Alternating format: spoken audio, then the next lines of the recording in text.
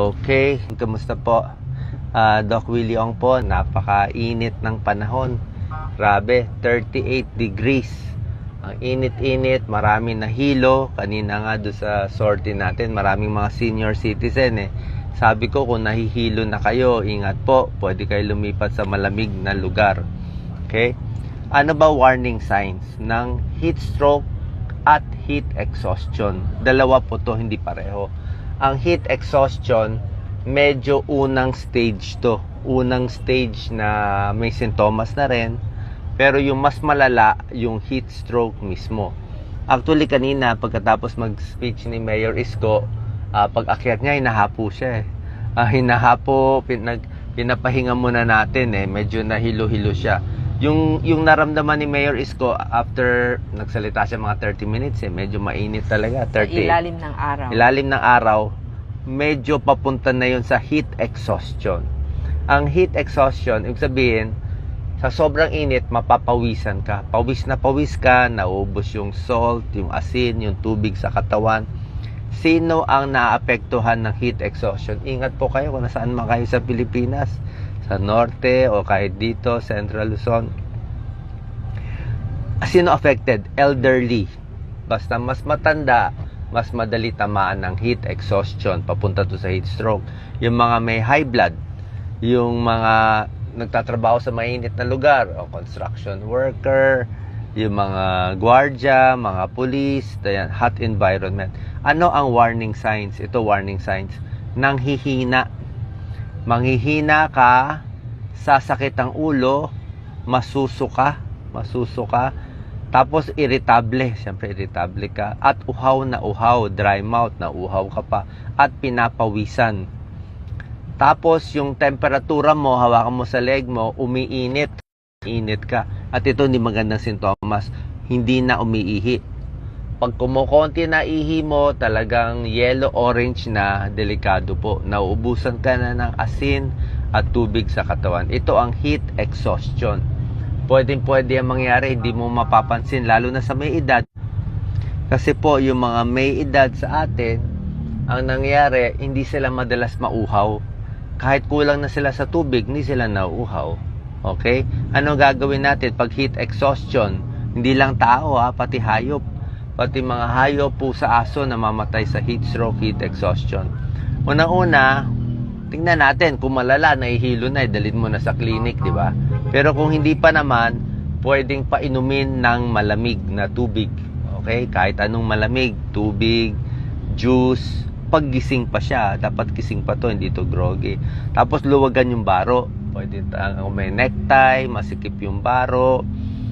Pati sapatos at medyas pwede tanggalin para lumamig-lamig.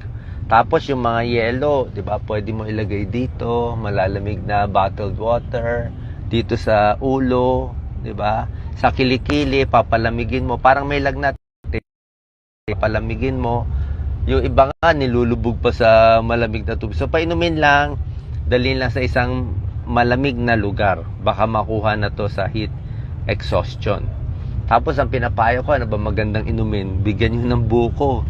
Buko na malamig. Perfect yan. Pati pakwan. Okay din yung pakwan, di ba? Ang pakwan, panlaban natin sa heat exhaustion yan. Lalo na yung malamig na pakwan, kukunin mo yung pinaka balat niya. Kinain mo na yung pakwan, di ba? May balat siya. Ilagay mo sa malamig na lugar. Yung balat niya na letter C, itapal mo dito. Sarap yun, tapal mo dito. Palamigin yung katawan, heat exhaustion, napakahalaga po.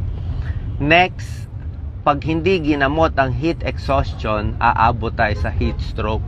Itong heat stroke, ito po yung nakamamatay. Tinitingnan ko yung temperature sa kotse kami, 38. Sobra init. Pag heat stroke na, hindi na papawisan. Mauubusan ka na ng pawis. Ibig sabihin, hindi na kaya ng katawan mo magpalamig.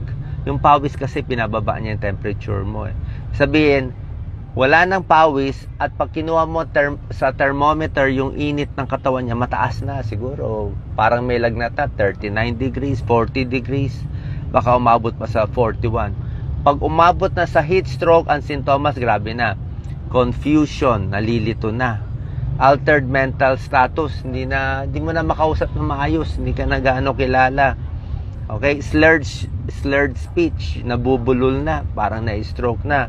Ito, loss of consciousness, nawala na ng malay, yun, malala na talaga yun. Tapos yung balat niya, mainit. Mainit ang balat, mapula, mainit. Okay?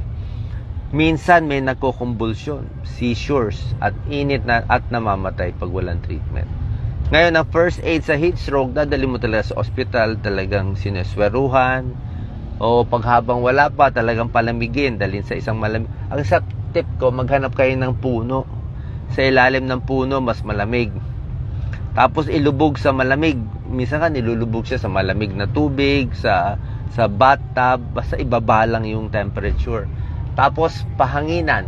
Okay, huwag niyo pa ikutan yung pasyente, hirap na nga siya. Tapos hinihinga mo pa lahat nung hangin kailangan siya talagang malamigan.